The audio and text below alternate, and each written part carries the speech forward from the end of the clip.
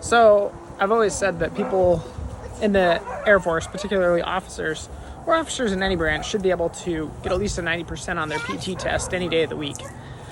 I think it is important to lead from the front, but today we're going to put into practice to see, can I actually do what I say people should be able to do? So I have taken 0 days off of my normal training routine and decided today's a good day just to see kind of where I'm at. I've got a PT test coming up at the end of the month. Haven't done anything similar to this for 4 or 5 months, so I'm gonna see where I'm at today. No days off. Just gonna do the 2 minutes of hand release push-ups, the 2 minutes of cross leg reverse crunches, and the 1.5 mile run, and we'll see how it goes. There are two options when it comes to the push-up portion. You have the traditional regular 1 minute of push-ups, or you can do 2 minutes of hand release push-ups. I prefer the hand release push-ups just in my everyday training as well as for the fitness test. You get a bit longer to do them. They are harder to do than a traditional push-up, but having 2 minutes as opposed to 1 minute is pretty nice. And you can tell here by the end of the 2 minutes, my shoulders are getting pretty fatigued, but it's been a while since I've done these. So did the 40 hand release push-ups.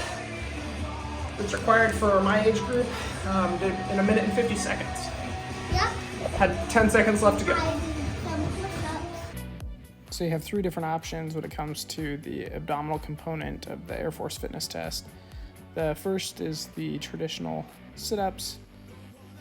And then a couple of years ago, they came out with the alternate activities. One is holding a plank, and the other is these reverse cross-legged crunches. I prefer these just because I feel like they target the abs more, whereas sit-ups kind of just burn out the hip flexors and less ab focus. That is the 46 reps that maxes out that portion of the Air Force fitness test for my age. So still had 15 seconds to go. All right, so just doing a quick 1/2 mile warm up before I go for the run portion. This is the part that's the hardest, I feel like, to max out, but pretty easy to hit the minimums on.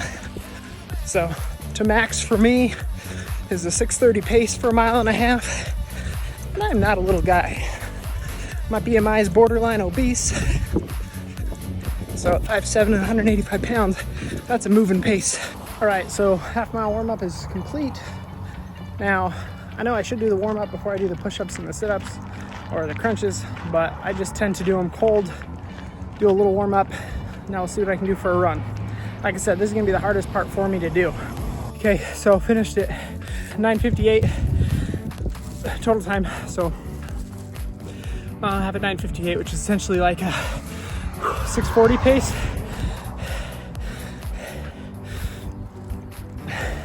So I gotta drop about 10 seconds per mile to max it out. After I catch my breath, I'll do the math and see how many points that gets me. So I will not be maxing the PFT, but should be pretty close. All right, so just check the score for the run at 9 minutes and 58 seconds. That gives me 59.5 points out of 60, which brings my total score to 99.5 out of 100 points. So really, any day of the week, someone should be able to go in and pass a PT test. I would say you should be able to go in and get a 90 at least any day. It's not really that hard to do if you actually train semi-regularly. Because I just got a 99.5 out of 100, not taking a rest day. I've been running every day for 600 days. My legs are trashed and still almost maxed it. It's not a hard test.